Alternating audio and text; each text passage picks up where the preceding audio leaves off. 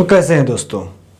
जैसे कि हमने कई सारी नदियों के अपवाह तंत्र के बारे में पढ़ा, तो आज हम लोग पढ़ने वाले हैं महानदी तंत्र।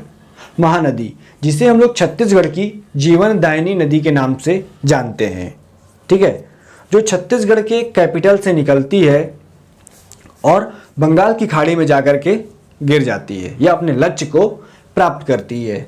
तो चलिए देखते हैं आखिर ये कहाँ से निकलती है और इसकी कौन कौन सी सहायक नदियाँ हैं, ठीक है, और फिर ये लास्ट में कहाँ जाती है। तो देखिए ये बेसिकली जो है छत्तीसगढ़ की जो राजधानी है रायपुर, तो रायपुर में सिहावा की पहाड़ी से, ठीक है, रायपुर में सिहावा की पहाड़ी है, तो वहीं सिहावा से ये नदी निकलती है, ठीक, सिहावा से, और सिहावा से ये चलना प्रारंभ करती है।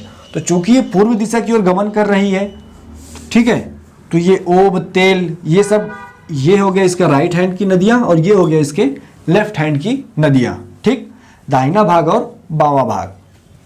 तो देखिए, तो ये जब चलना प्रारंभ करती है तो इससे सबसे पहले कौन सी नदी आकर के मिलती है, तो वो है शिवनाथ नदी।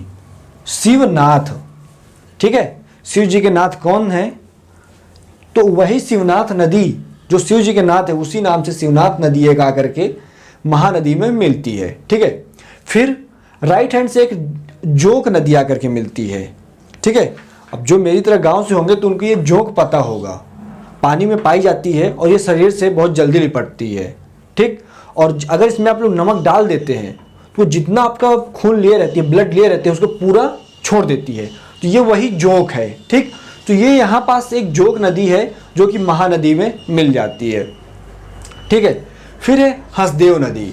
हसदेव जो हंसते रहती है देवों के समान, ठीक है, हसदेव, इसको हम लोग हसदो नदी भी कहते हैं और हसदेव नदी भी कहते हैं, और इसी के आसपास में ही मैं भी रहता हूँ, ठीक है। इसी छत्तीसगढ़ के आसपास के 100-200 किलोमीटर के एरिया में मैं भी रहता हूँ, ठीक है, इसी हसदेव नदी के आसपास में। हसदेव को हम लोग हसदो नदी के नाम से भी जानते हैं लोकल लैंग्वेज में, ठीक है। इसके बाद है आपका मंड नदी। मंड में अगर मंडी जोड़ दें, मंडी मतलब जहाँ से हम लोग सब्जी लेते हैं, तो मंड, बड़ी की मात्रा हटा दिया तो ये बन गया आपका मंड, ठीक है।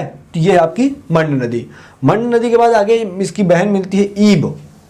ईब नदी। ईब नदी हम लोग बचपन में आ अनार, बड़ा असयाम, छोटी ई से ईख, सॉरी, छोटी ई से इमली और बड़ी ई से ईख, तो ये वही ईख, ठीक, ईख में खा के बदले बा कर दिया है, ठीक, तो ये ईब बन गया है। तो ये वही ईख न होकर के ईब नदी है, ठीक है, ईब।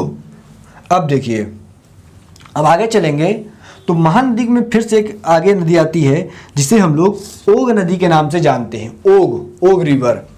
तो जोक की बहन आपको नहीं लग रही है कि ये ओग, जोक, ओग या आग भी इसको बोल सकते हैं। जोक के समान तो ये भी है, लेकिन आग भी आप लोग इसको बोल सकते हैं। आग में ओ की मात्रा जोड़ दीजिए, ओग बन गया, ठीक। और लास्ट में इसकी नदी है तेल।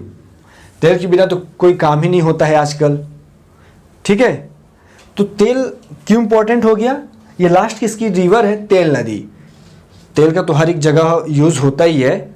देखिए यहाँ भी तेल एक नदी है, ठीक है, लेकिन तेल ये ओरिजिनल वाला तेल ना होकर के नदी वाला तेल है, बोल सकते हैं।